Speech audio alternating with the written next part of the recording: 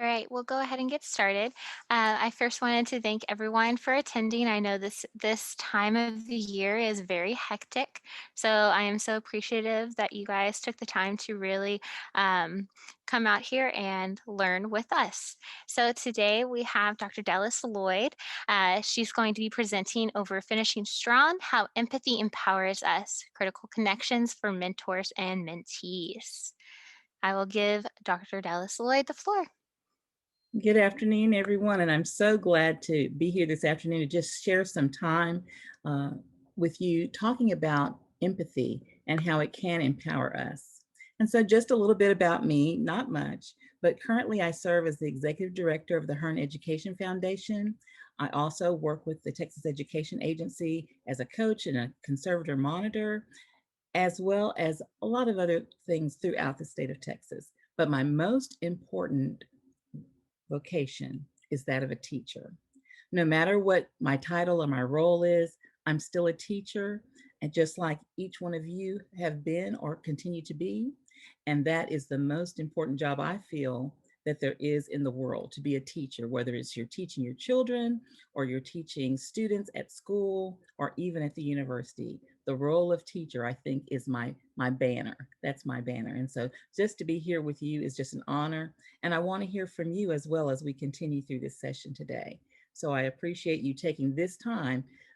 So few days left in the school year. I know that you're busy, busy, busy and tired, but just to take an hour to be here with us today really means a lot. And so today in our session, we really want to talk about empathy, how we can identify it as being critical to building your toolbox as an educator. We also want to examine some ways to help promote empathy in the classroom.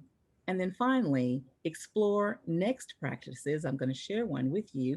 And I have a person that's actually in this session that is actually creating some next practices to quantify empathy in the classroom. So let's start. Let's start the conversation with just one thing. So here's the one thing. What is that one thing that you just must do this summer? I'll give you a moment to think about that. And if you type that in the chat, it's been a full year, a pandemic year, and summer's about to begin. So what is that one thing that you must do this summer? When you thought of it, just type it in the chat.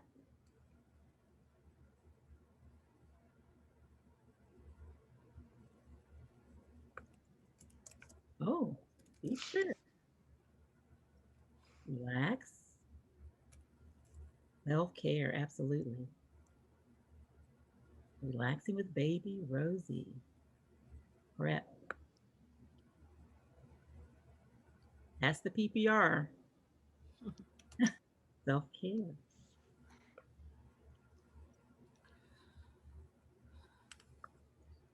So now that you share those ideas of what that one thing is that you must do this summer, think about what just happened. We all entered our thoughts in the chat, and maybe, just maybe, you realized that you had the same thought as someone else in this Zoom. Maybe, just maybe, they said something that you didn't think of, but you wish you had. And that might have opened up an opportunity for you to just have a little empathy toward that person's feelings, or maybe even think about yourself. So, as we are thinking about that, think about, what did you think about what you may have heard or read, and how did it make you feel?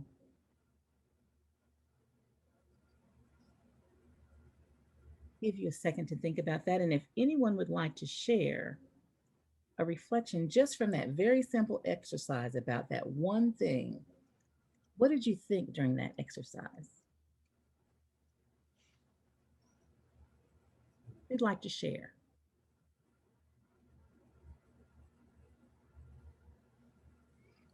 You could share in the chat box, or even if you wanted to unmute yourself, if you'd like.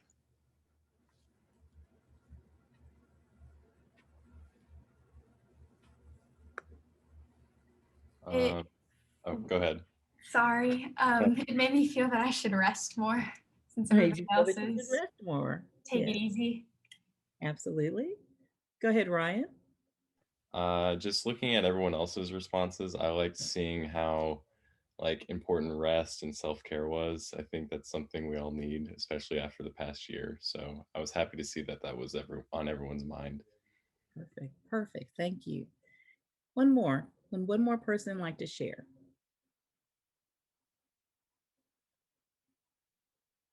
See this silence? This is what happens in your classrooms also. That's why we're doing this. I'll wait for that one more person to share.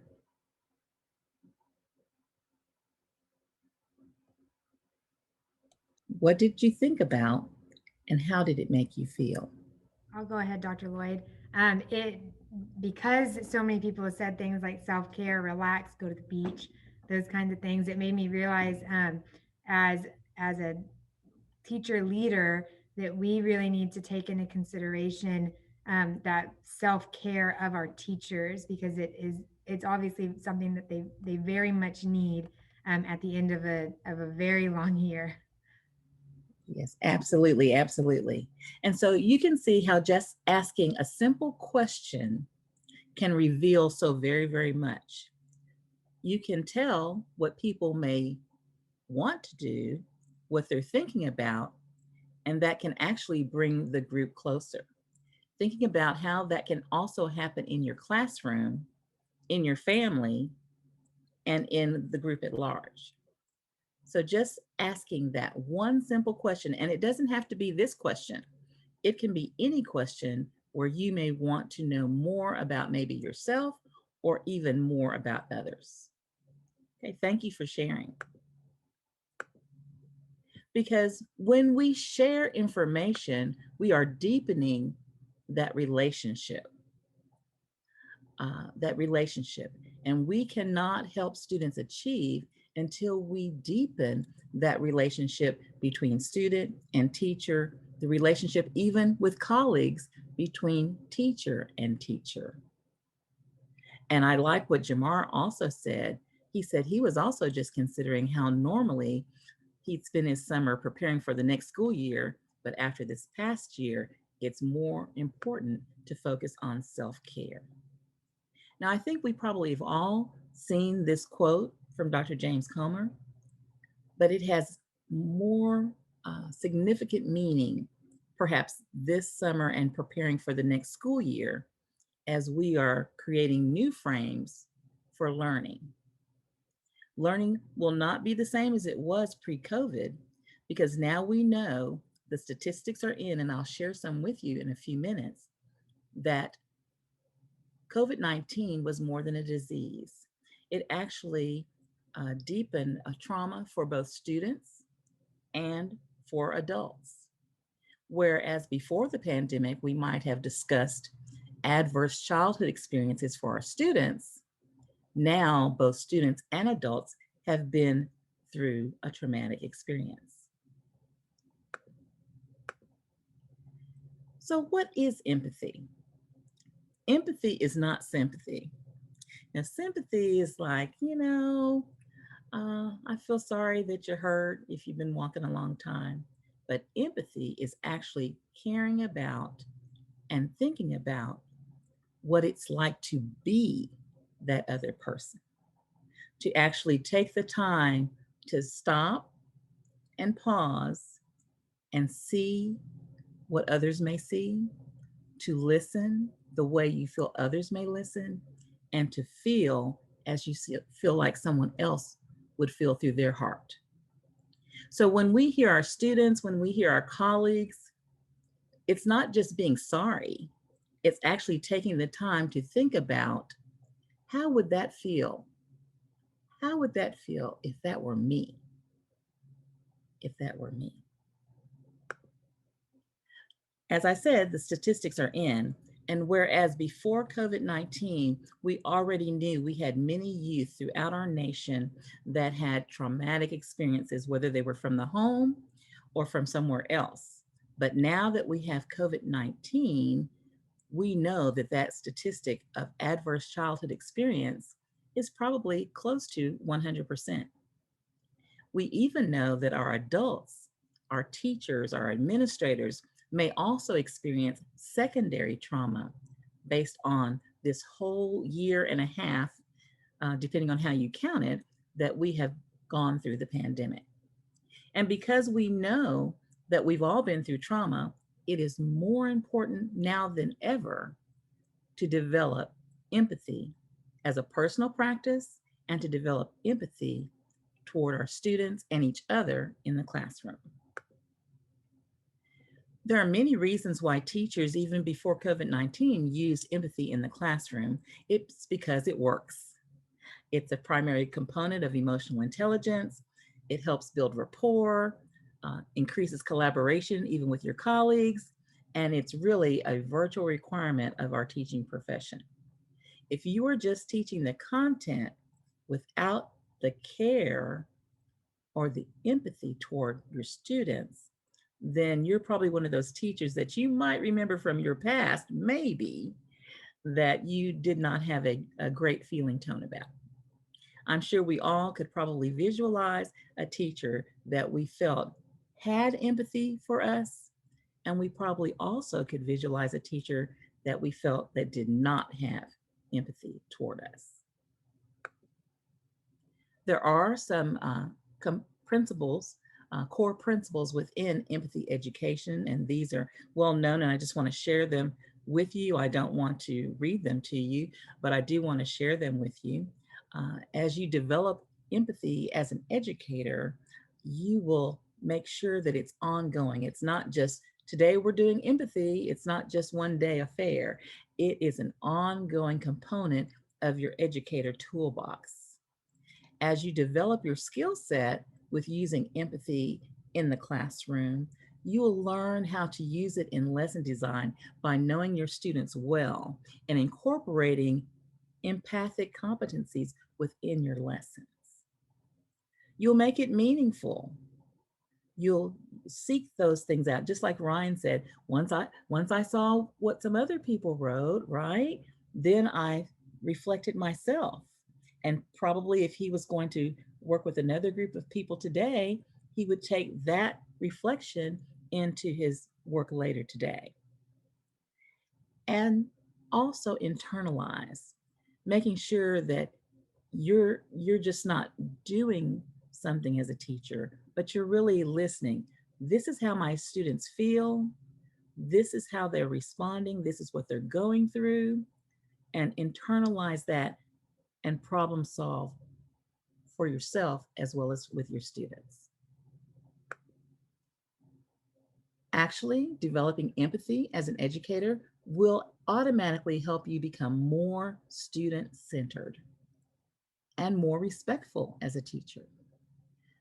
In my early days as a teacher, and I can already say last century as a teacher, that as I developed that skill set to be more empathic with my students, I became a teacher who developed a higher level of respect for all students, even the students that I might have felt were incorrigible or didn't want to hear what I was having to say as an instructor, really trying to see where they were coming from so that we could develop a mutual respect. And then that all ends with empathic leadership, that no matter what your role, that you are modeling and expecting this, and it can develop school-wide into the very core of the vision and mission of your campus. So you might say, wow, this is the end of the year. This is too late to be talking about all this. Why are we talking about all of this now? Because these last few days of school are the most important days to show empathy. Empathy for yourself, empathy for your colleagues, and empathy for your students. It is a real superpower. In order to see someone else's world, to appreciate them, to understand their feelings, and to communicate how you feel and communicate your understanding of how you think that they feel is a real superpower for any educator. So I'm going to give you a couple of strategies that are not rocket science. but they are just really simple strategies that you can try before the end of the school year, or you can put it in your toolbox even for next year. And we're going to start with one that's called empathy mapping. It's a great place to start. It helps you know yourself better and maybe someone else. And we're going to put you in some breakout rooms in a second where you'll have that opportunity to meet someone else in this session. As you're developing your lessons, it can become actually your first step in designing and creating lessons for your students. You can't really create those lessons for your students at a high level if you do not intimately know where your students are coming from. What is their prior learning? What is their understanding? So, empathy can be that first step. And pulling all this information together can help you become a better teacher and be more empathic toward your students. Okay? So, what we're about to do is we're going to ask you to think of something that happened this week. I know it's only Thursday, but I want you to think of something that happened this week with you. And as you're thinking of that instance, think about what were some of the things that you said? What were some of the things that you were thinking at that time? What are some of the things that you actually did? And then finally, how did it make you feel? But then really be reflective and think, how did you think that made others feel? Welcome back. Yes, welcome back, everybody. All right, thank you so much for being with some colleagues in the breakout room really quickly. I know a couple of people had technology issues and they got back in, so I really appreciate that.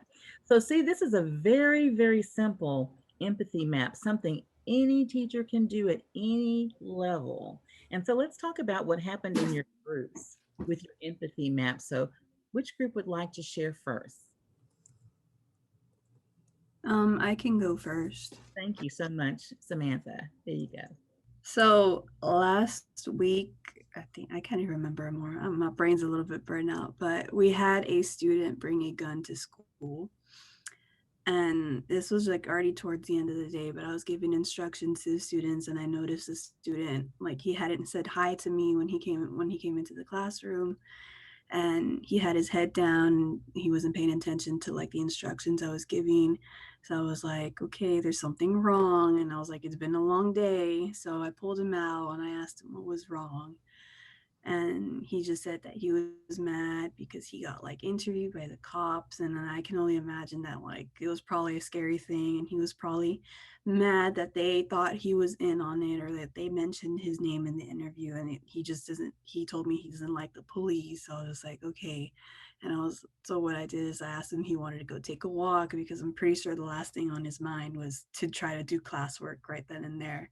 So it was just easier, better for him to go on a walk than force him to do something he's not in the mental state to do. Right. And just think about your choice as an educator.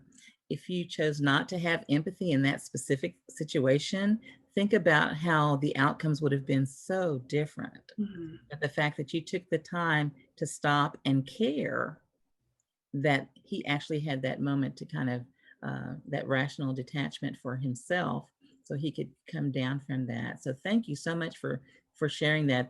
And that is not, we would like to think that that's a very unusual situation, Mm-hmm. but all across our nation it's not necessarily unusual. So as an educator, we do need to know how to respond when we have students with outcomes such as that. So thank you so much, Samantha.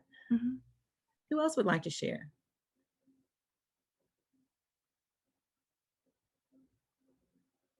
What other group would share? I can share. Thank you. Go ahead. So, and can you hear me?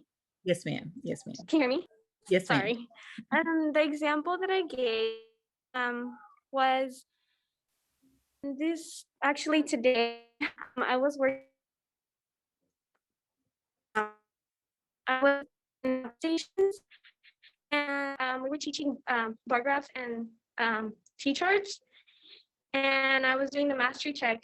And with my first group, like they completely, like they did not know what was going on. They were lost whenever I had to like see what they like to check their mastery. And I was kind of frustrated because I'm not used to my students not understanding what I teach.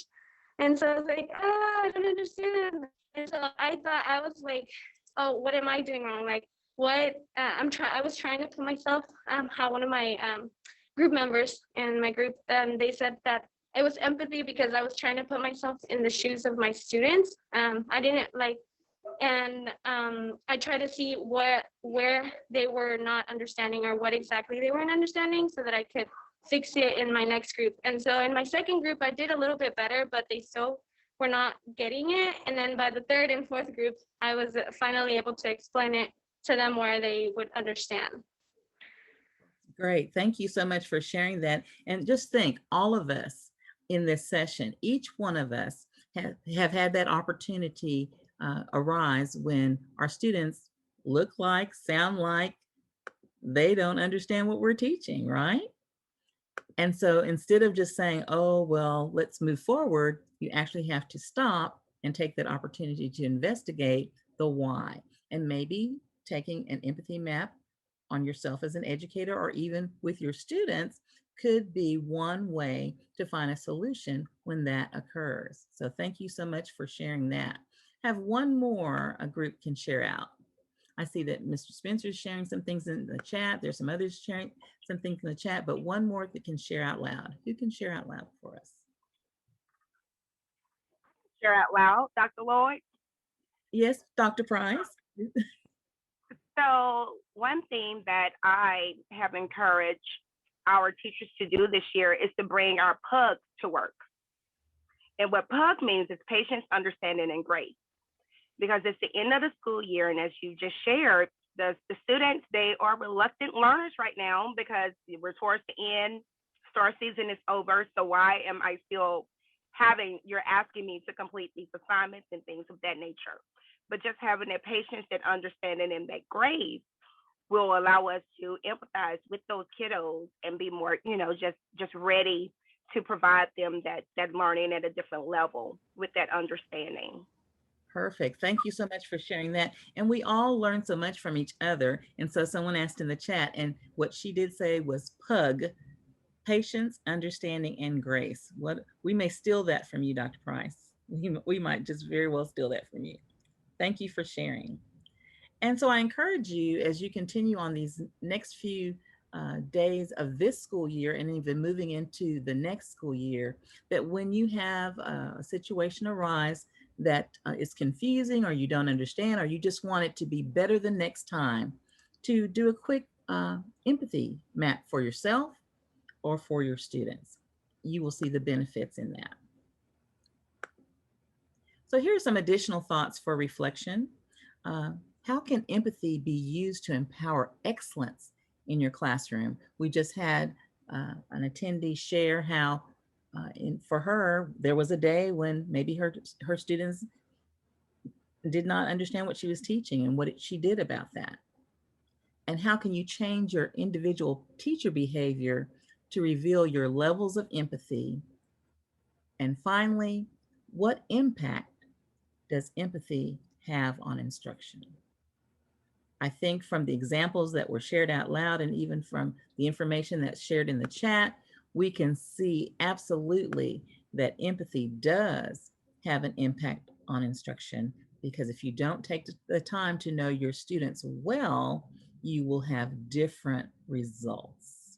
Would anyone like to share anything about that? Or you're thinking about something right now about empathy?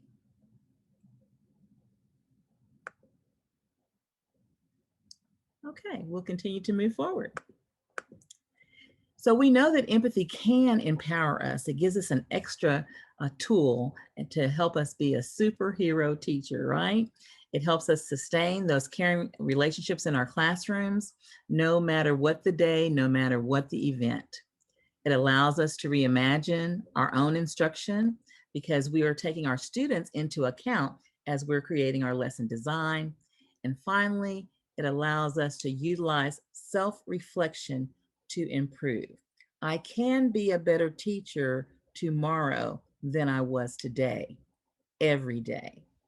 That's a choice that teachers can make, but you can also increase that ability to do so by having empathy as part of your teacher toolbox each and every day. And I shared here some ways that you can do that.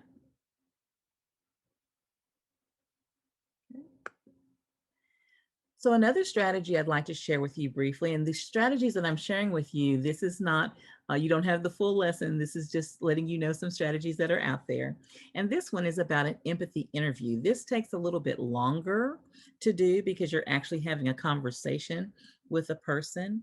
And think about people who have had conversations with you and they listen to your responses and they're non-judgmental, kind of like you may have with family members maybe sometimes, but then sometimes with family members, you have conversations where you are judgmental. But think about those times when you're actually really listening to the other person, to hear and understand, not just to respond. When you're really taking that time to listen. Empathy interviews, and you can have as few or as many questions in the interview as you would like. But the real frames are that you are giving that opportunity for the other person to share. You're giving, whether it's a student or another colleague, and I saw some information in the chat about even conversations with other colleagues, to hear and understand, not just to hear, to respond. And so the graphic that's shown here, if you really look at it, you see that they're speaking to one another, but they're thinking about the other person, not thinking about themselves. As human beings, think about how many times do we speak to other people and we're really just trying to get our own point across instead of really listening to learn, to hear and understand. So empathy can empower us with that. Just as was shared just briefly earlier, think about if that teacher had not really listened to what that student was saying. That student might have chosen to have more negative behavior for the rest of that day instead of taking a walk and thinking it through.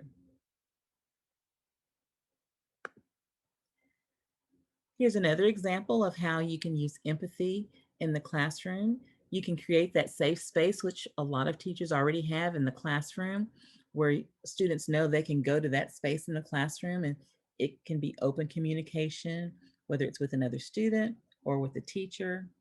Many schools also have developed community circles where you have like a huddle, a community circle, whether it's daily or even at the beginning of this week, to help you schedule time to listen, learn, to really be empathic. Affirming students is a very big it's a very big tool for teachers because we all know from little things that are really big things, like saying someone's name or remembering their favorite color or what they like, or that they're on the sports team or in the band. Really affirming your teachers in many different ways really builds that bond and that empathy for one another. Even as adults, we remember who remembers us, who remembers those little things about us. Whether it's a joke or a favorite hobby, we remember, and it helps us with deepen our relationship with that person.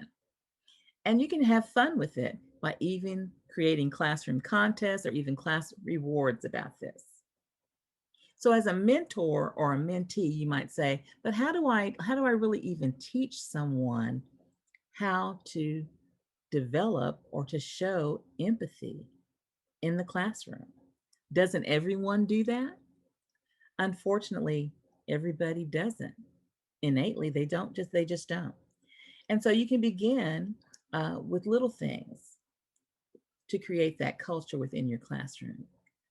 Things like smiling, making eye contact, being transparent, using relatable experiences. Maybe you're in a school community where there's certain annual events or certain things that everyone knows. Use those opportunities to build relations with your students. Sometimes you can use a talking piece. Some people use a fake, kind of like a little microphone.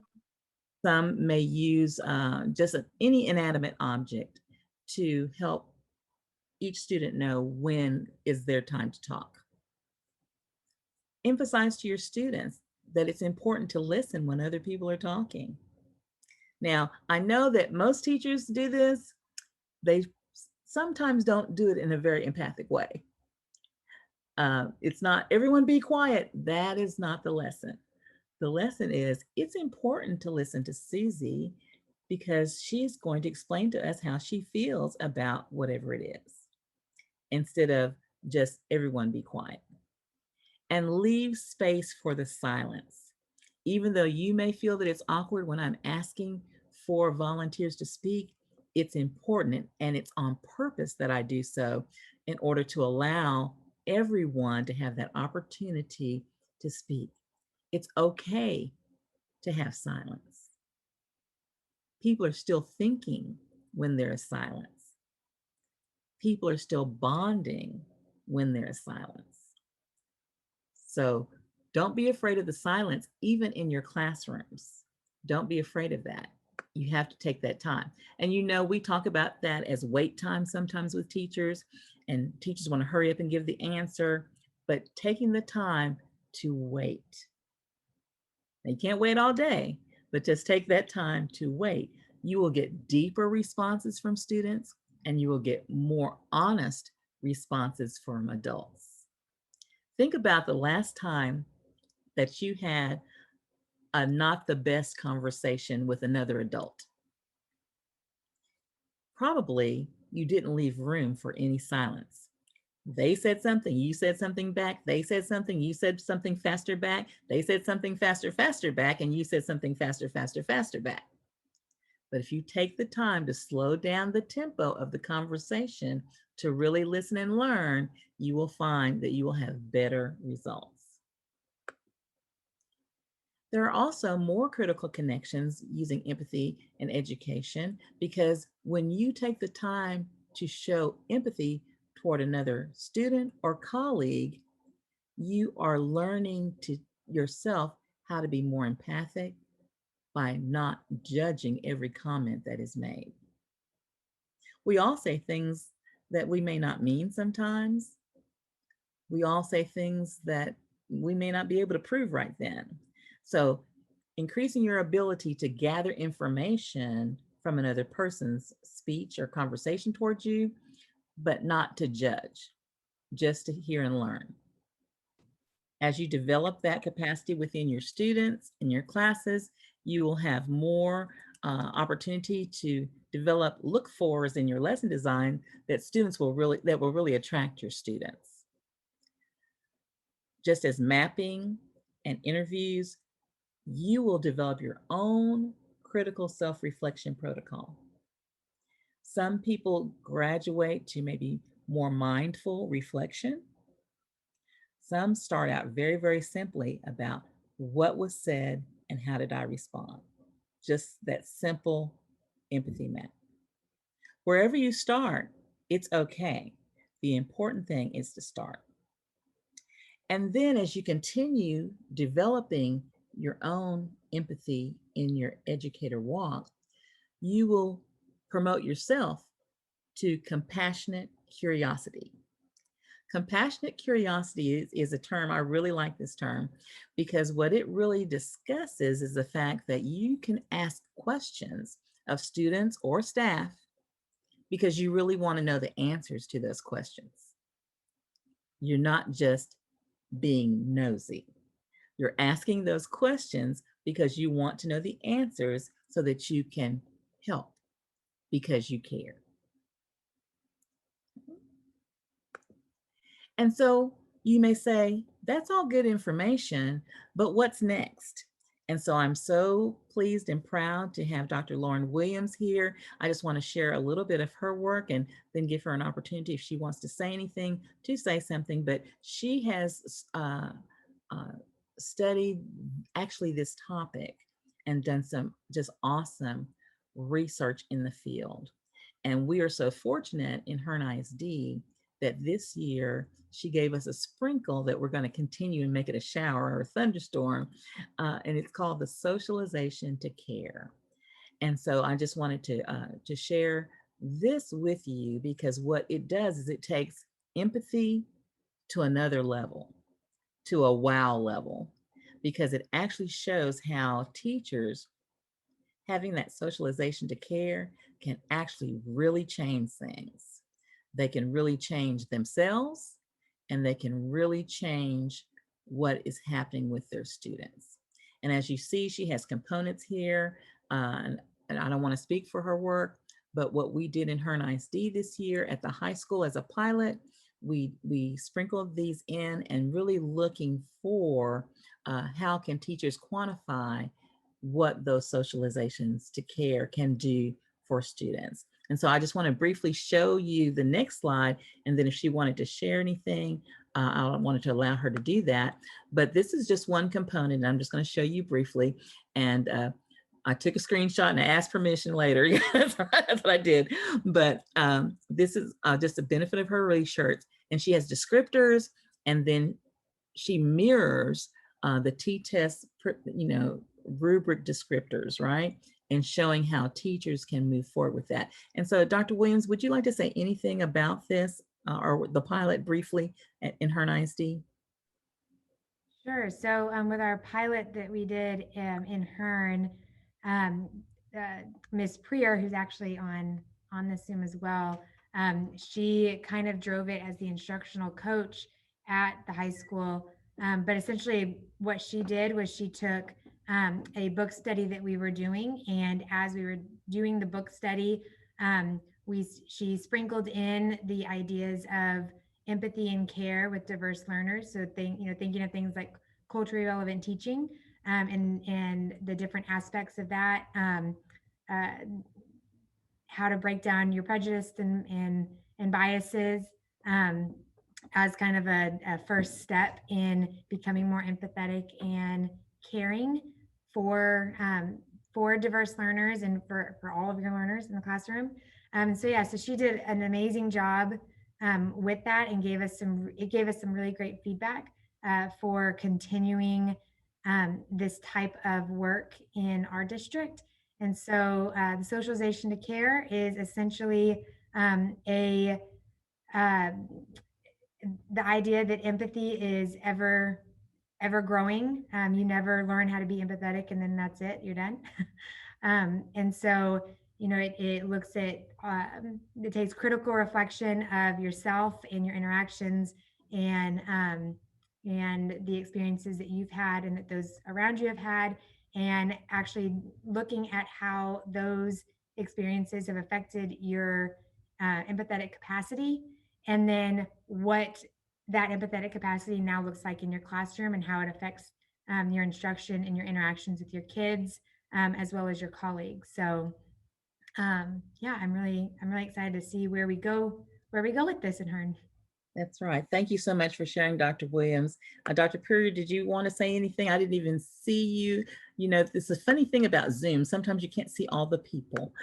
I didn't know if Ms. Purrier wanted to say anything. Yes, I can actually say a couple of things.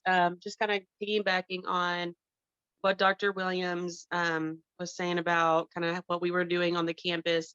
I think what we did was kind of like a little, like you said before, just a little sprinkle, just kind of little mild discussions about things like poverty and culture and race, and just kind of starting to peel back a little bit of some of the biases that people on our campus didn't even know that they had. And I think overall, just kind of as a result of just kind of those small little peel back moments, we had a lot of our staff come back and say, I really wasn't excited about this training. We had a lot of teachers that just were not wanting to do any of it.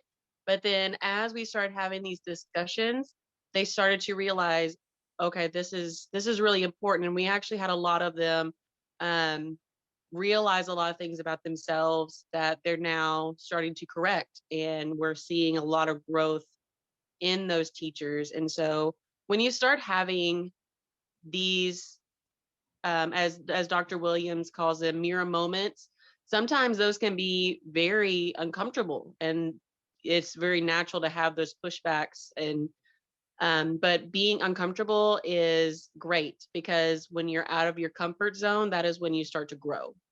Yes. So Thank you so much for sharing, Ms. Puryear. And again, as they both shared, this was a pilot this year in the middle of a pandemic, right?